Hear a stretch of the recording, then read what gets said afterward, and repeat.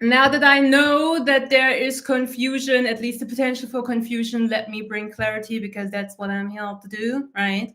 And let's talk about the difference between revision and healing by first really defining clearly what revision is versus what healing is. Let's look at revision first, okay? I'm pretty sure that the term revision itself was coined either by Neville Goddard directly or by the followers of his teachings. I'm pretty sure I once read at least a few chapters of a Neville Goddard book of a story of a woman. How many times can I say of? Continue my sentence. A woman that used to have massive back pain due to an accident in her childhood, where I think she had an accident falling or like not landing a jump off of a swing, and she fell on her back and she did something there. Something happened in her back. And then for I think 30 or 40 years, for a very long time, this lady struggled tremendously with back pain, and no doctor could help her, no treatment, nothing. It was just continuation of pain and shittiness. And of course, when you are in a shit situation and nothing works and you can't get out, you pile on more shit and more shit. And 30 years of piling shit is a long ass time to be piling shit, right? And then this lady either met Neville Goddard or heard of his teachings. I don't know. I read the book, like, I didn't even read the book. I read the chapter. Gotta be real. I gotta, like, never mind. So it's been a while since I read that chapter, right? But she somehow came across the revision of something. And essentially, the technique is to go back into your memory, and instead of having the outcome that was the cause of this prolonged suffering and physical issue, revise your memory via an imaginal act. Imagine that you actually land the jump this time. And repeat this process continuously over the next couple of days, weeks, and months. This is also something that a lot of people just completely flat out skip on. A lot of these Neville Goddard success stories really took a shitload of time, right? It was like his go-to method, state akin to sleep, imagination, where you replay something in your head as if you are currently experiencing it, a visualization, so to say, before you go to sleep. This is something that a lot of his, I don't know if you can say clients, back then it was more like followers, did. And when you look at the success stories from Neville Goddard, they all took months, if not years, right? So that's also something that a lot of people nowadays are just kind of, they like gloss over the fact that it takes a very long fucking time if you do it that way, right? But never mind. The lady did exactly that, essentially. She practiced the imaginal act of being a child, a little girl again, being on the swing, remembering it the way she did, but then altering the memory from I fall on my back and I hurt myself to I'm actually landing, I'm actually making the jump. And over a few weeks or months, her back pain got better and better and better and better.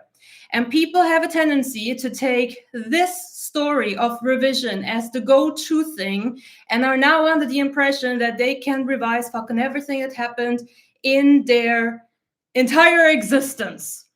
I've heard or I've read comments under my videos from, yes, I'm live, hello. I've read comments under my videos in the past where people ask questions like, can I just revise my stepmother ever being born? And I sit there and I'm like, well, no, that's not how it works. Can I just revise my boyfriend breaking up with me? Can I just revise and thereby manifest a different reality of not getting the job, messing it up in a job interview, or fucking up it's in school during a test or a quiz or whatever, right? So people asking these questions, and unfortunately what is taught online is that, yeah, you can totally, completely revise your entire existence. Like revise your own fucking birth or something like that, right? This is like, unfortunately, what is told. And I've made a video about revision. I'm going to put it in the comment section after this live stream so you can listen to it, watch it. I go very into detail why I am against revision when it comes to things outside of yourself, and also what or when revision is useful. So since I already made a video, I'm just going to sum it up in this one so that I don't have to drag it out to eternity and beyond. Essentially, when it comes to the lady and her back issues, she held on to the memory of I fucked up my back when I was a child.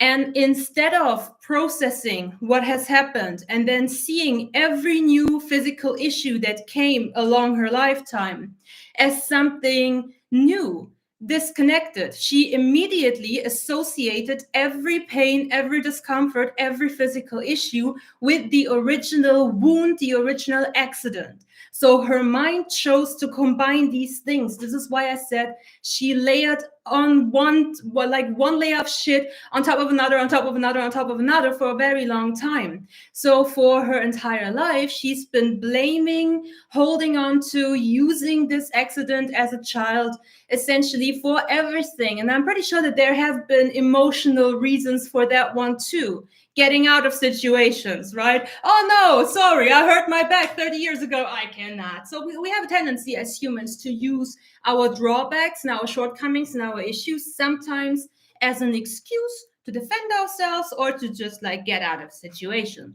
I don't know what exactly happened in her life, of course. I can only talk about what I read and how I, as a mindset coach, interpret the situation and explain why revision in her case helped. Imagine you are blaming and thinking about and layering upon story upon story upon story and combining every new sensation of discomfort, physical pain, or whatnot, plus the emotional frustration of doctors not being able to help you. Combine all of this with one source incident. Now change that one source incident. All of a sudden, your body can fucking relax. And this is what happened in her case. Instead of holding on to something that potentially, biologically speaking, physically speaking, was already healed centuries ago in her life, instead of holding on to this, she finally let go. And I can speak from experience when it comes to this because I too used to have back issues. Because, well, I had one accident where I actually fell. And then I had one night where I was dancing drunk, stupidly, and I kind of crashed my back into a bar. And yeah, that was dumb. And I struggled with back pain for years and years and years. And I also went to physical therapy. And I, potentially exactly like the lady in the story did, blamed every little shit on my back. I couldn't sleep on my right side. I had to sleep on my left side, blah, blah, blah. I had like this entire fucking huge ass story around all the things, all the limitations around my back pain. Essentially, I made a very big deal. I made it a part of my fucking identity. Hi, I'm this. I have massive back pain. Thank you. Right? I could let go of back pain when I stopped treating it. The pain went away when I stopped giving a fuck about it, when I stopped taking the muscle relaxants, when I stopped everything.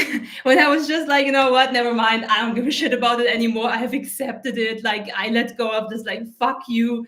So what you gonna do? I'm like not putting more energy into this. And then I picked up yoga a few hundred years ago, and due to yoga and the breathing and the being in the now and like all of this and the physical movement also, right? When you're doing yoga, you have to learn to be flexible and have to learn to be a little bit on the fit side of life. Otherwise, you struggle and cry a lot. So I did yoga, and yoga showed me that actually my back is very much capable of bending over, maybe not backwards, but forwards, right? So I saw, due to letting go of this, oh yeah, I hurt my back and I was in the hospital, blah, blah, blah, letting go of this chatter in my brain, I could let go of it, be in the now, and realize that I'm actually physically not limited and that my back pain is potentially psychological.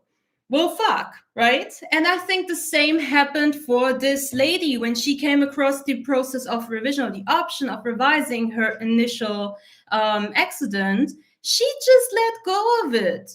I think she was also at a moment in her own life where she was just like fed up and didn't give a shit anymore. Because if you're dealing with the same problem for 30, 40 years, enough is enough. At some point in time, your self-defense mechanism is just going to be like, well, that's it. I'm going to give up. Fuck you. And by that, you actually let go of a whole boatload of resistance.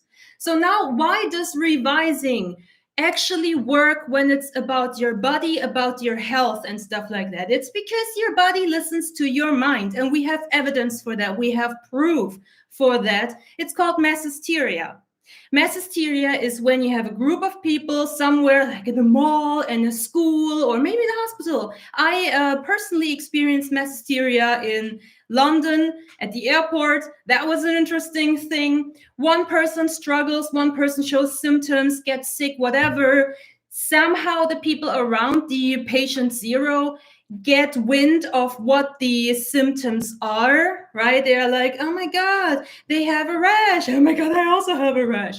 And then you have a lot of people who all of a sudden feel sick and they fall ill and their physical body shows symptoms. If you tell them, yeah, well, you have a huge ass, I don't know, dog paw shaped rash on your left butt cheek, if you believe that you can be sick, if you believe that you are sick, if this is what your mind is telling your body, well, your body will develop a paw-shaped, I don't know why I go paw-shaped, but let's roll with it, a paw-shaped red rash on your left butt cheek. That's how fucking strong our mind is over our body.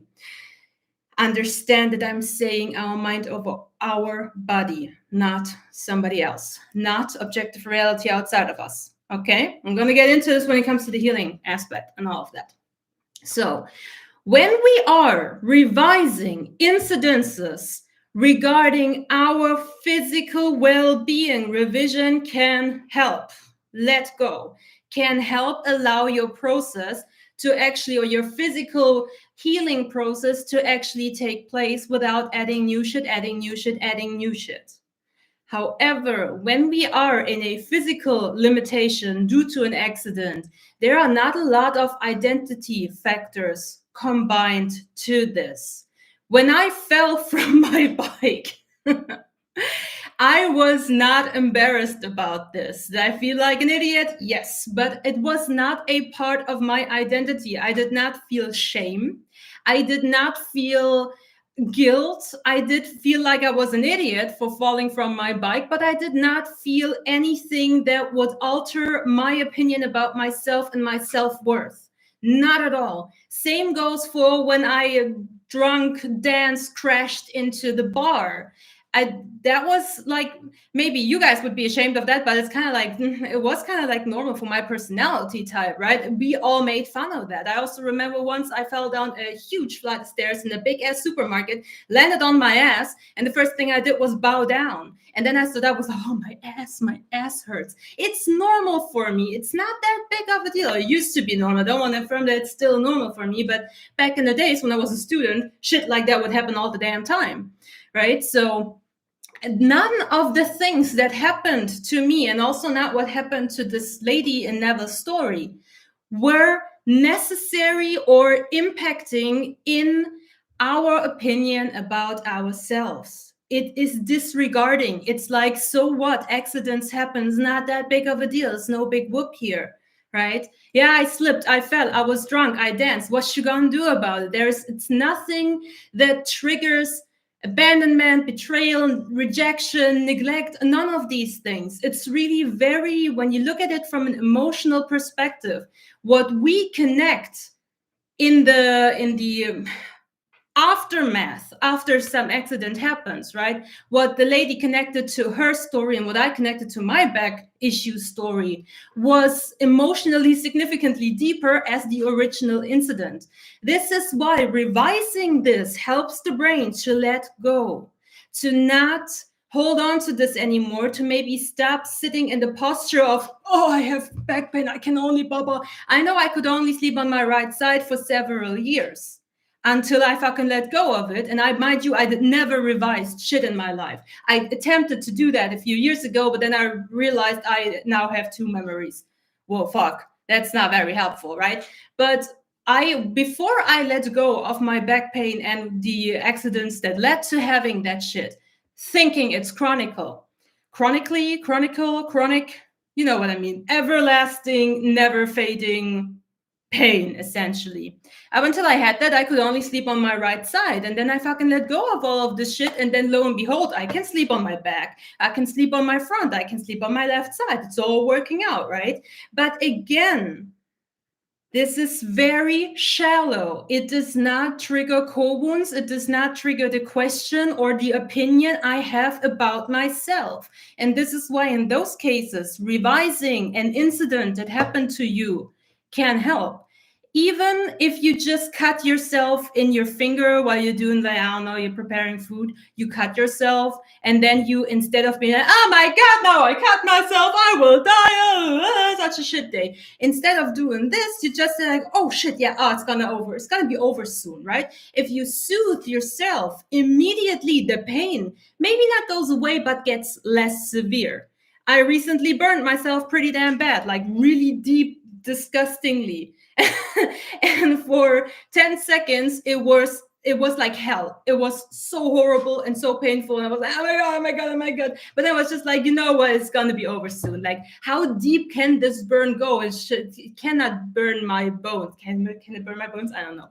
So I was like, you know what? It's going to be fine. It's going to be fine. It's going to be fine. It's going to be over soon. Everything is nice. And boom, the pain went away. I went from, oh my God, this is hell on earth to not that big of a deal, actually. Right? If I had not changed my mind, if I had not changed my approach, if I would have held on to the fact that I am now burned and I would be careful touching my cats and washing my hands and blah, blah, blah, blah, this shit would by now be infected. I can guarantee you this. This is how fucking strong your mind is over your physical body. Now, when we come to the attempt of revising a social situation, a personal situation where we got challenged, where we have experienced rejection or betrayal or humiliation, any type of shame, any type of abuse, any type of, well, fuck, that's not what I wanted. Let's go with my boyfriend broke up with me, right? My SP, that's fucking SP. I cannot fucking use that goddamn FP anymore. It's like annoying to me. And too many years, too many times I've said the fucking word SP, the goddamn specific person. Never mind, your boyfriend or girlfriend breaks up with you and you're devastated. And then there are some assholes out here on YouTube teaching you to just revise the breakup. Just tell yourself it didn't happen. What? Excuse me? How the fuck is this supposed to happen? Yeah, you're the operant power of your reality, your subjective perception of objective reality, not theirs, not your boyfriend's, not your girlfriend's, okay? You can look at the breakup as something that is shit, as something that brings you freedom, as something that you can learn from, as something that is final, as something that is just the beginning of something instead of the end of something, right? You can look at the breakup from whatever perspective you want. You can feel about the breakup however you choose. You can feel about the person, your now ex, however you want. You can also think whatever the fuck you want, how they may feel or see the thing. You are free to do this. This is your free will. But you are not free to change the breakup itself just by your thoughts. It's not going to happen. And here's why. When we are encountering any kinds of challenges that challenge our opinion about ourselves, our self-worth, our value in another person's life, it goes deep. Okay, it is something that identifies us. When we experience rejection, oh, holy shit, that goes through your entire fucking system. And the reason why we experience rejection in a negative way, like when we see a breakup as being rejected instead of, well, I guess we don't match anymore, so good luck on your path. I'm gonna have fun on mine. Bye. When we have attachment to something and then our expectations get disappointed, aka in emotional terms, our heart gets broken. It runs through our entire system. It is not just a normal, insignificant little moment in time that you can revise. And now the problem is once you have attachment to something, right? You are attached to your boyfriend, to your now ex-boyfriend or ex-girlfriend. You are attached to the relationship. You are attached to the feeling they generate within you. You are attached to their how do you fucking call that word? Attention towards you. You are attached to all of these things that you gain from being with them, and you attach them as the source of that to them. The reason why you're doing this in first place is because you have learned somewhere along your life, potentially in your childhood, teenage years, that you alone are not enough. And that can look so vastly different. It can look like abuse, it can look like neglect, it can look like any form of the big 6 fat core wounds. Again, I'm going to put them at the end of this video if you want to check them out.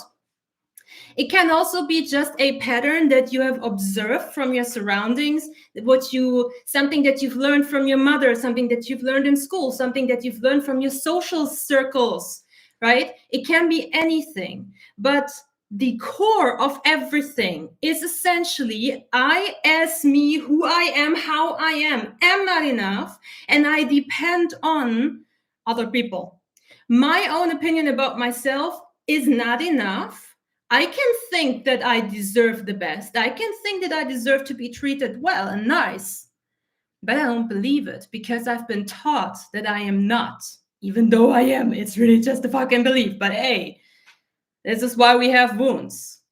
Healing is tackling the core issue. So in revision, an idiot coach would tell you to just revise the breakup. Go back to the memory of the breakup, and instead of this person telling you it's not working anymore, I want to break up with you and goodbye, or maybe the person ghosted you, or maybe the person spat in your face that I hate you, I never want to see you again, however the fuck it may looked, right?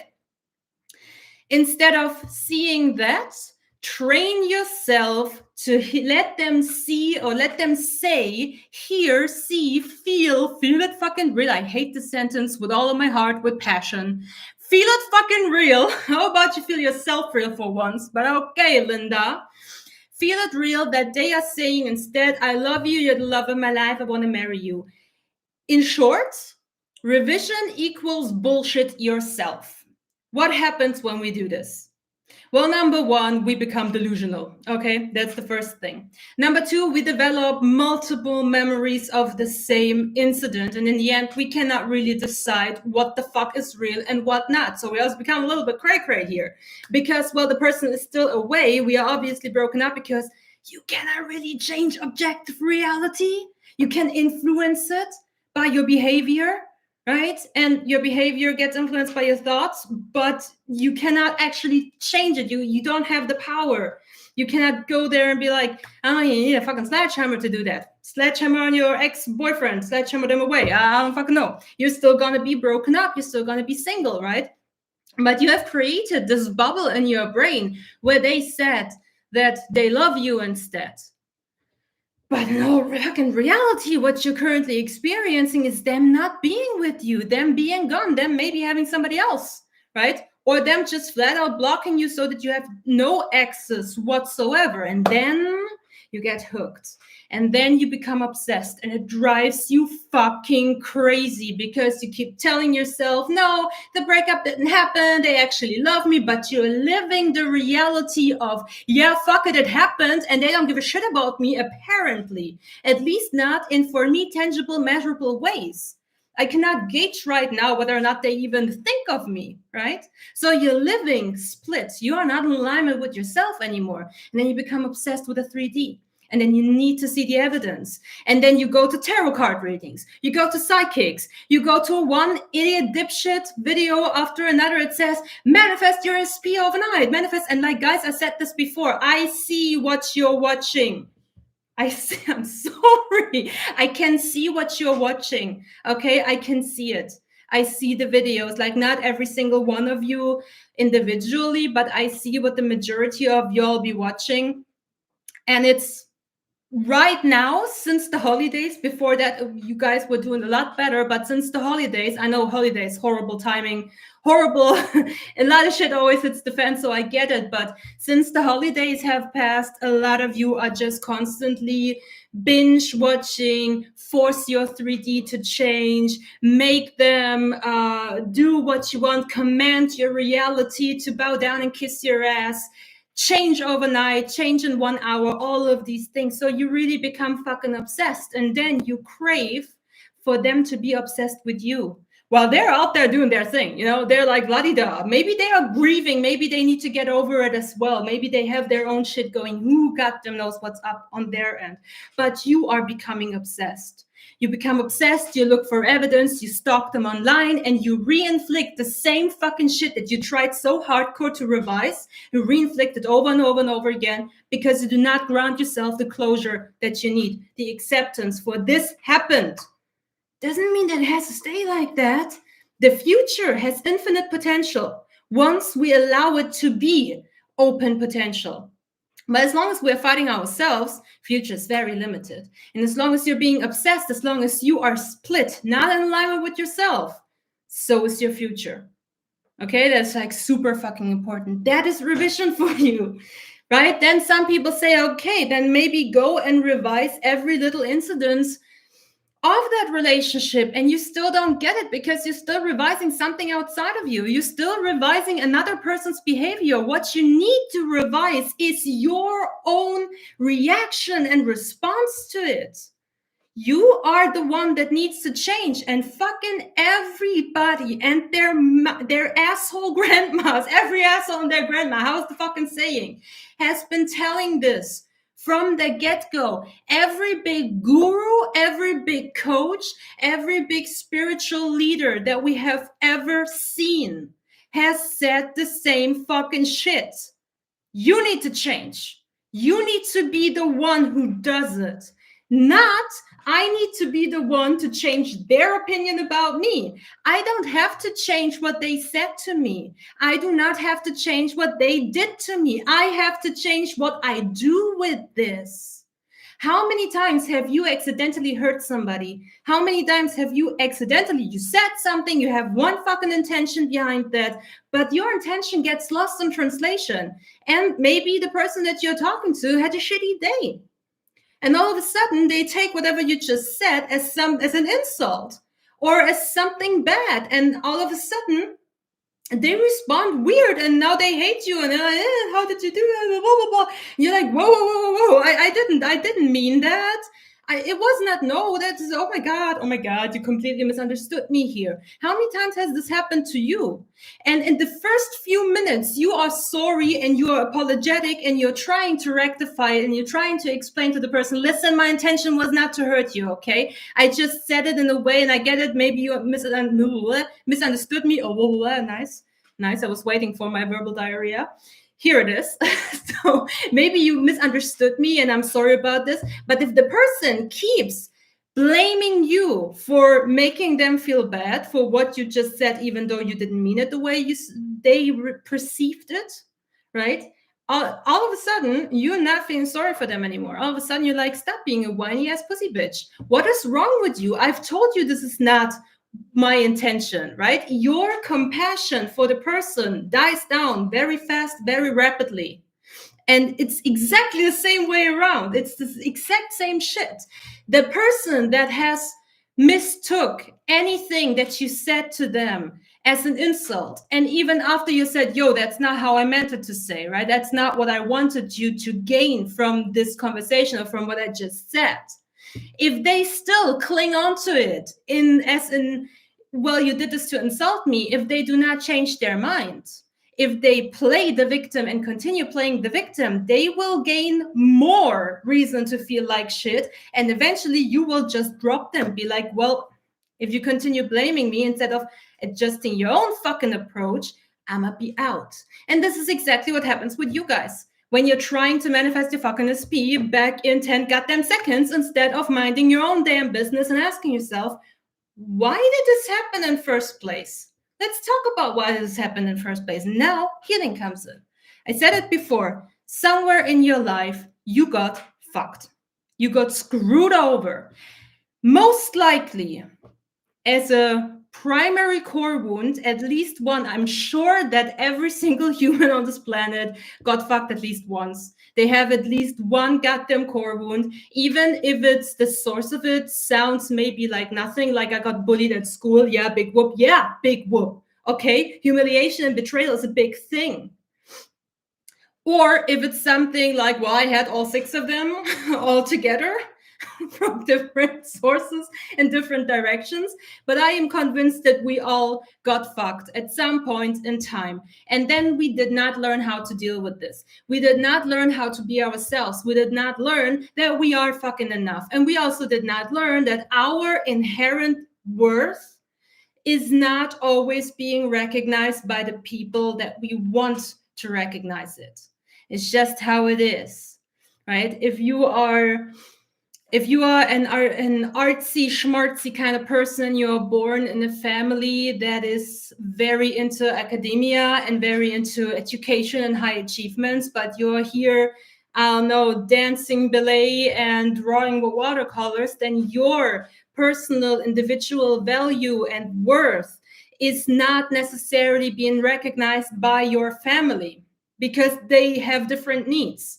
They have different structures of value. So you do not get recognized for who you are. And if you try to fit in, you do it at the cost, at the expense of your own authenticity. If you try to just like kill the artist within yourself and go down the road of going to school and going to college and getting 10,000 degrees like your family wants you to, right? You're going to feel like you're an actor in a wrong movie, like you've taken on a role that is not you. So you will sacrifice your own authenticity and feel like a goddamn fraud your entire life. And you feel like shit, and you will act like a person that feels like shit. If you say, you know what, y'all can go fuck yourselves. I'm an artist and I will pursue my art. That's it, end of story. Then you will do this at the sacrifice of community, of safety, of belonging, and you will become a lone wolf. It's also shit, right? But this is something that you need to understand, that your inherent, beautiful, amazing worth and value may have not been recognized by your family, by your surroundings. And it may take a whole lot of fucking time for you to re-find that inherent value and worth within yourself, and then to have it recognized by the right people who have the needs that align with what you have to offer. Right? So at the very least, this happened in some way, shape, or form to all of us. And then we started being cautious. We started being careful. We started expecting the worst, because our brain's job is not to make us happy. It's not to give us a dopamine rush and let us live in peace forever. Cat hair, as usual. Blah. It's Peppy. Peppy has become so freakishly clingy and needy. I'm just covered in peppy hair. So your brain's job is not to make you happy. Your brain's job is to keep you fucking alive, is to keep you safe. That is it. Nothing else. So your brain's priority while keeping you safe is to predict any future threat. That's what it does, and it's really good at it.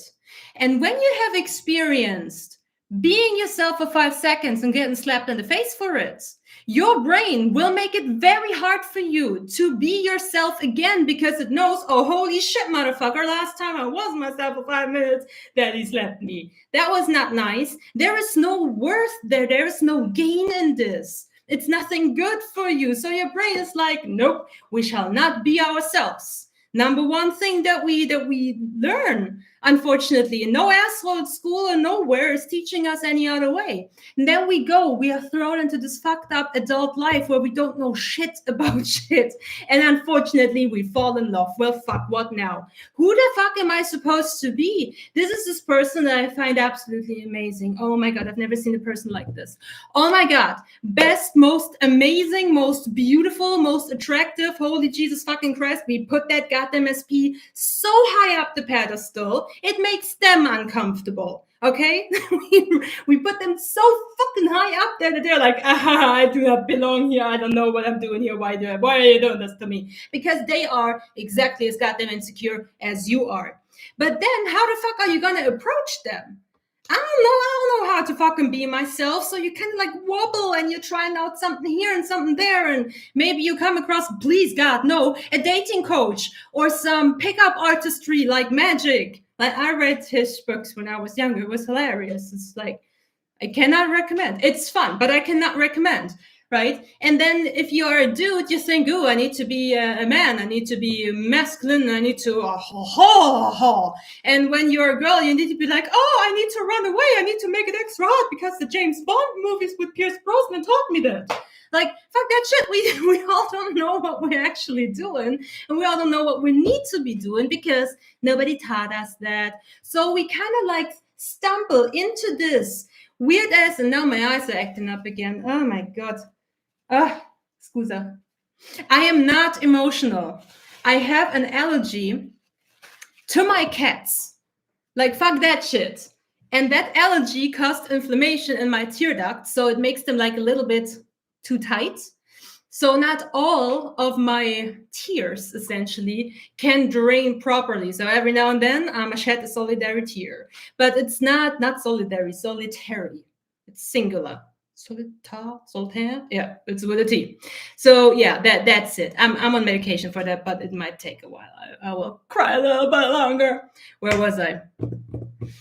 We do not know what to do. We stumble into these relationships. We are never our authentic selves because we are scared to death to be that, because we also don't really know who the fuck am I even, right? And we just try to assume a position, a personality, an identity that we think the other person likes.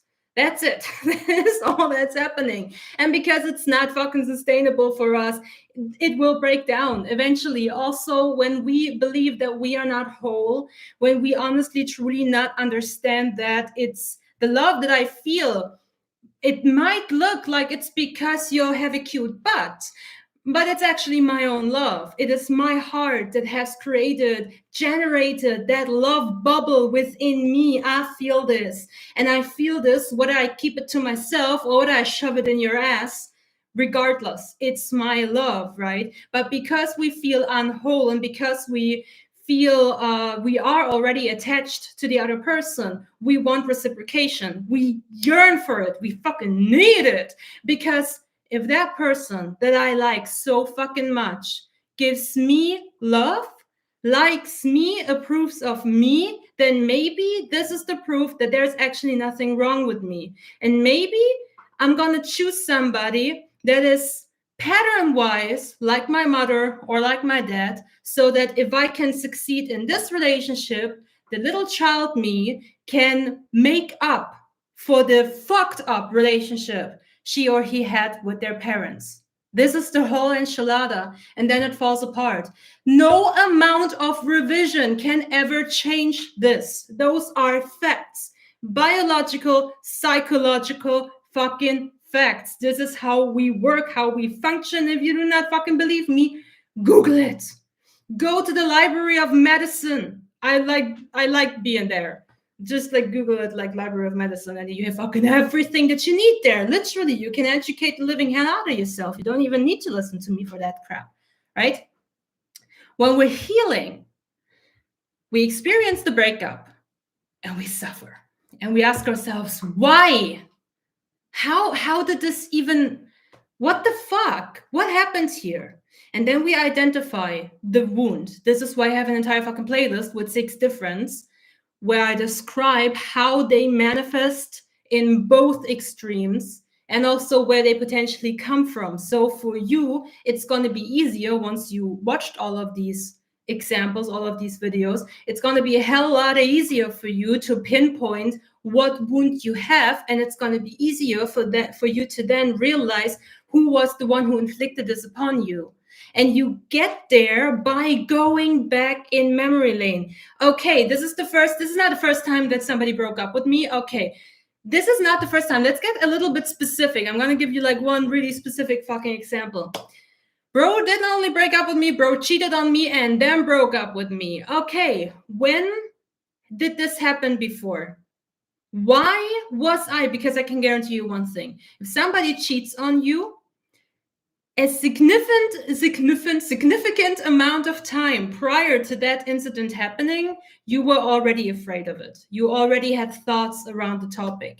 Nobody can tell me that they got cheated on out of the blue and they never suspected anything. And if you're really honest with yourself, you know that I'm right and you know that it's true. Every single client that came to me because husband cheated or whatnot, I asked them, okay, how many years ago did you start thinking and being afraid of your husband cheating? Well, that was 15 years ago. Okay, well, it took you 15 years to finally fucking manifest that crap through your behavior and interactions with him. Amazing, congratulations, now it's out of your system, so we can accept it, purge, process, and then move on, right? So it's on you. You ask yourself, okay, this is not the fucking first dude that cheated on me. It's not the first time that I've been betrayed like this. It's not the first time that somebody flat out lied to me. It's not the first time that somebody told me, oh, I love you. But then, I don't know, acted like I'm as worthy as the dirt under their fingernails to them, right? So who before that treated me like that? Maybe it was another ex-boyfriend or girlfriend. Maybe it was your father. Maybe it was the teacher. Maybe it was your fucking brother or your sister. Right? Maybe you had a horrible fucking grandma that treated you like that. You go back. You take the most recent incident that made you feel like crap, that triggered the living shit out of you, to follow it back into your past to see where the hell did this shit even come from? Like, when was the first time around here, right? This is necessary for the logical part, the logical understanding. I want to get to this point. Once you realize, oh shit, it was mama. Let's go with your mother did you wrong, right? Your mother was the first person to betray you hardcore. Your mother maybe constantly told you, should I make it personal? I make it a little bit personal. My daddy, scratch the mother, my daddy constantly told me we're going to do this, we're going to do that. And he promised this and that and that and that and that, but he never fucking put his money where his mouth is. Back in the days. Now it's a different story. But back in the days, this was his behavior. So I got disappointed constantly. I could have been told, you are the princess of the universe and tomorrow you will ride a unicorn. And it could have been sold to me or was sold to me in a way where I 100,000% believed in it and got excited and was like, yeah, fuck yeah, tomorrow, my unicorn. But then I would just get flat out betrayed. I would be told I pick you up from, I don't know, whatever horse riding practice. And then I would stand there being forgotten, being like, Daddy, right? So this is just one example. And when you have this, the expectation from a male role, first my dad and then later my boyfriend's, was, well, that fucker is going to betray me. I didn't know in what way, shape, or form, but I knew for a fact I cannot trust man. That was my wound, right? So in that case, I needed to go there and first off, get really fucking angry. Get really mad. That's the difference. Another key element difference between revision and healing. Revising is bullshitting yourself, lying to yourself, pretending that something that you obviously remember happened did not, in fact, happen.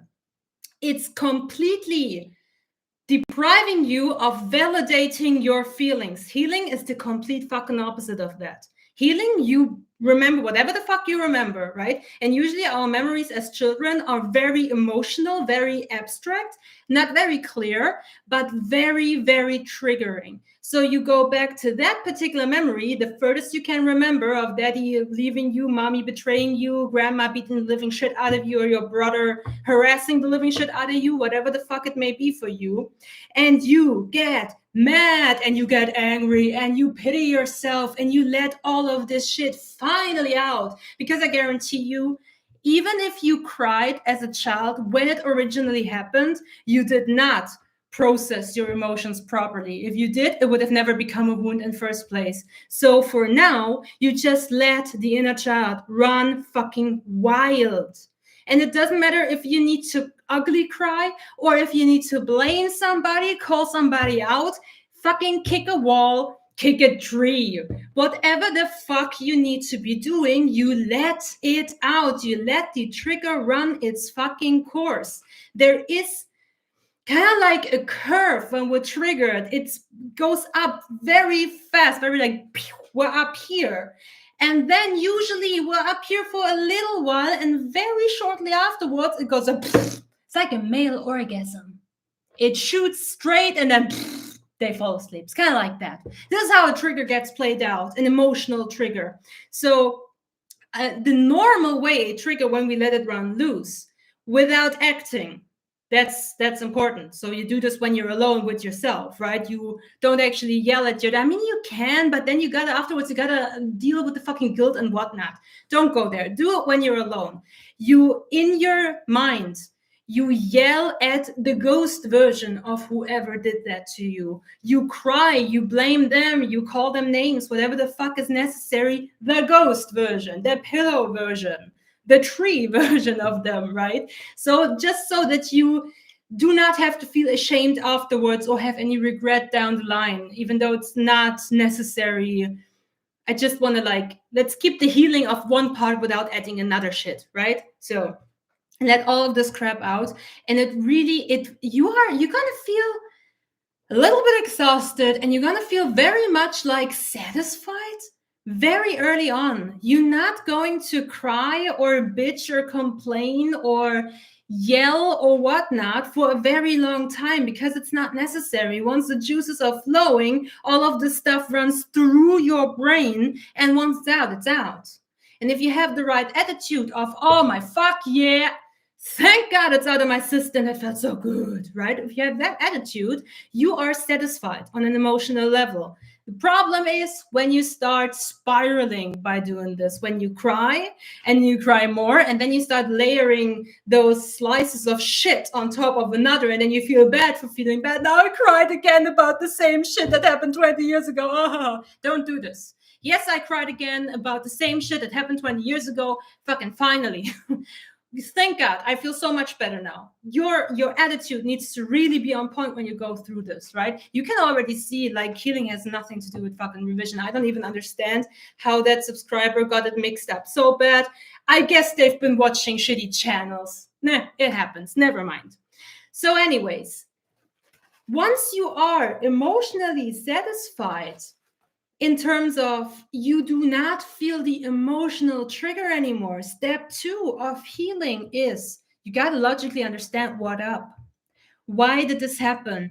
What was the intention behind whatever this person did to me? And why would they do it in general? And this is where you get the opportunity to really dig into them. What is their upbringing like? What kind of wounds do they have? Because when they have a wound, they will project their shit onto other people. The person that is wounded is the one who wounds others, who harms others. It's always like this.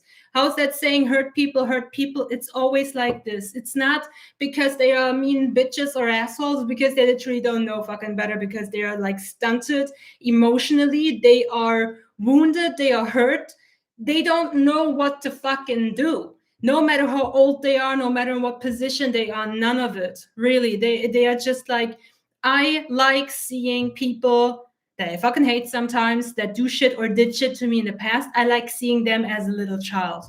Overwhelmed, emotionally stunted, emotionally immature, not knowing what to do, being massively overwhelmed, and then having one kind of coping mechanism due to their own fucking trauma they have experienced, and they shoot it against me. And it's really not their fault. It's also absolutely not my fault, right? But once you are emotionally okay and you've accepted all of that shit and you have processed it, you can then logically understand it. And then all of a sudden you realize, holy shit, it was never my fault. I was never wrong. There was never nothing wrong with me. I've been pretty much awesome this entire fucking time. Well, yeah, that was crap that I had to experience this, but holy fuck, I was not at fault here. I didn't do this. I sure as shit did not deserve it. And my inherent value and worth is untouched. That's something that a lot of people don't get. There are people out there that believe, for instance, that a woman that gets cheated on loses value in the eyes of a man. But if she would go through the wound healing, she would realize that her value has always been 100%. But her perception of her own value, aka her opinion about herself, is what has limited it. And this limited her behavior. And her behavior, the way she expresses herself, whether she's herself, her authentic self, or not, how is she, or how she treats others, how she handles adversity, how she handles, I don't know, conversations, blame, how she handles problems that her spouse, partner, whatever is bringing to the table, right? What does she prioritize? What does she bring to the table, right? What's her value system? What are her needs? All of these things get really influenced by her own opinion about herself. That's it. And her behavior is the human active manifestation of those belief systems about yourself. And the way you behave, you influence your objective reality, where you co-create with other people, where somebody says something and it's up to you to take it as an insult, as helpful advice, as something completely irrelevant. It's completely up to you. This is your own free will, but you can only access this own free will, and you only see this as, oh shit, I have plenty of options to choose what I want to think and make of this here. If you are not triggered, the second you're emotionally triggered and the trigger starts running its course, you are kind of like a puppet to yourself. And it's not your fault. When you're triggered and this monster comes out of you, it's like, to steal the words of Esther Hicks, it's you fall or you jump out of a plane, and halfway down you realize, oh shit, I forgot my parachute. What you gonna do? I mean, it's gonna be over soon, right? It's like, no biggie. I also have a video on how to handle your triggers, and oh my god, my leg hurts. And I can also pop that down there. Shit, I need to rewatch this entire thing to remember what I wanted to pop where. But okay. This is essentially it. You understand where it came from and you understand why. And the biggest understanding that you need to have is the understanding that there's nothing wrong with me. I am whole. I am complete. My essence is untainted. Just because somebody did something to me because of whatever reasons does not mean that I am worth less, or that I'm now crippled or limited or whatnot. When somebody does shit to you and somebody betrays you, hurts you, is mean to you, whatever the fuck it may be, it is always a reflection on their limitations, lack, and issue, never a reflection on yours. However, how you deal with it, what you make of it, that is a big ass reflection on you. But not on your worth, on what you believe your worth is, right? It's all very, I know, it's a lot of information, it's a lot of floaty shit in the air, but I have a shit ton of videos, so feel free to watch all of them. Okay, the last step. And I think that maybe the confusion came from that last step. Last step of core wound healing is understanding that our memories get massively influenced by the emotional severity of what we have experienced. So if I got bullied, for instance, in school once, and I didn't give a shit because I was already the odd one out. I was already the black sheep. I already really disliked all of my classmates. I never wanted to belong with them. I kind of looked down on them, was like, ew. And I never wanted to be included. So when they bullied me, I didn't really give a fuck because there was nothing at stake for me. There was no skin in the game. They were just triggered by somebody not fitting in. Then they lashed out and I was like, okay, bye. That's it. It did not have a big impact on me. I did not go crazy afterwards. I did not cry. I did not, I don't know, eat my emotions or whatnot. None of it. It was just what you gonna do. But I also have memories that used to be, when I was unhealed, fucking heartbreaking, where I couldn't even fucking talk about it, where I couldn't even open my mouth. The second I just like thought about wanting to speak about it, I started crying my ass off. Mostly cat related things. animal abuse and cruelty related things. Oh, boatload of these things. I don't want to it's the public channel. I don't want to like torture you here or traumatize you here, so I'm just gonna sum it up as animal cruelty that I've experienced a lot.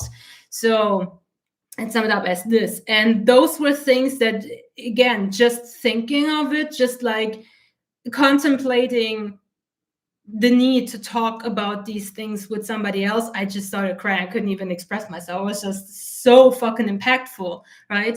I also, and another good comparison, I used to be deadly afraid of insects. And that fear came from me as a little girl playing with fire beetles or firebugs. I don't know how you call them. They look pretty cool. They still do from far, far away. But I made the mistake of taking one on my hand and looking like very close and seeing this little alien face, and I could not recognize myself in that. I could not recognize human emotions. So my brain was immediately on alert, being like, "Oh my God, this is potentially dangerous." And I was like, "Ha ha ha!" I dropped this thing. Massively emotionally impactful, developed an entire phobia out of that one little incident, while, I don't know, Susan from next door kept playing with these things. I was like, "Oh yeah, it's so ugly." Ha ha ha. No impact there whatsoever, right? So your emotional, the impact it had on your emotions, aka how strongly emotionally you reacted when it happened, is what influences how severe these memories are and how big the defense and coping mechanisms that stem from that incident are. That was grammar. I need to take a sip of coffee. Tea. Tea? Tea. Tea. Okay. So, the third step, and this can only happen when you are emotionally satisfied, everything ran its course, and you are logically understanding it was them and their issue and their problem. My essence is untainted, I'm clean. I'm still worthy. None of the what they did to me means shit about me, right? I don't have to take this on. Only then you realize I don't fucking remember the actual objective reality, anyways. I don't remember it because it was impacted by my emotions as a child. And as a child, my emotions are very much in extremes, very much, because the things that we experience as children is usually the first time that we experience something. Like literally, a child runs and falls for the very first time. This is a shock for its little body that it experiences for the very first fucking time. You as an adult, you fell on your nose, face, ass, whatever, 100 million times already. You know it's no big deal. But for the little body, it's like, holy shit, oh my God, we almost died, right? So you know you're overly dramatizing this. And you know that you don't really remember it. And if you have a healed family dynamic, like I do, then you can reach out and ask your mama, who was potentially there as an adult when these things happen. Be like, what the hell do you actually remember from this? That's what I did. I wrote an entire fucking book, like notebook thingy with memories of shit that happened to me. Then I called my mom. I was like, yo, I don't fucking even remember the order. I don't know. I thought it was gone. It's not. It's back again. Is that? Now I'm trying to get it done on purpose. I don't know how it. Never mind. You did see that little. I did not imagine. No, okay. So I called my mother and I'm like, can you tell me what the fuck actually happened here? Because my assumptions as a child, as children, and by the way, when I say children, I include teenagers into that as well. It's not just the little cute ones, it's also the annoying big ones. It's the same issue. We believe that everything is about us. There is a fight somewhere. Oh God, it's my fault. It's not necessary that we are actively thinking or expressing this, but we are influenced by it and we think, oh shit, oh shit, oh shit. Mommy and daddy hate each other and they divorce. It's because I don't deserve love. This is like what happens in the brain. God knows why. I don't even know what part of the brain is responsible for that. I would like to get a lobotomy on that part. Please, thank you. Not anymore, I don't need it anymore, but maybe, I don't know. It would be nice to figure that out, right? But this is what we do. We take everything personal because it is a thing, even if it happens outside of us, it is impacting our personal lives, our personal relationships, and our personal well-being. And again, our brain doesn't really give a shit if we're happy or not. It just wants us to be alive. But if daddy and mommy are splitting up, holy fucking shit, all of a sudden my protection walls fall down. If daddy is gone now, who's going to protect me? If mama is gone now, who's going to nurture me? I don't fucking know, right? We are totally like, we make everything about ourselves. And when we understand that, and we have really truly processed our emotions with the right attitude, by being the fucking sky and just letting it rain out, no matter how ugly it may look, it'll be over soon, really. If we just let it out, if we logically understand what the fuck happened here, and what does that actually logically in objective fucking reality terms mean to me? Nothing. Okay, then we can let go. And then we can say, I do not fucking remember it correctly anyways. Might as well just goddamn drop it and get curious about what can I do now. Now that I am not held back and limited by these wounds anymore, what fucking options do I have? Oh shit, it's the whole damn universe. And yes, I can then work on myself so that I will not be attached to another person anymore, that I will not depend on emotional fulfillment through or via an outside thing, situation, or another person anymore. And then I can definitely 100,000 fucking percent change my mind about the relationship between me and my current ex-boyfriend and get it back. Yes, I can do this, but there is no amount of fucking revision that will ever get it done.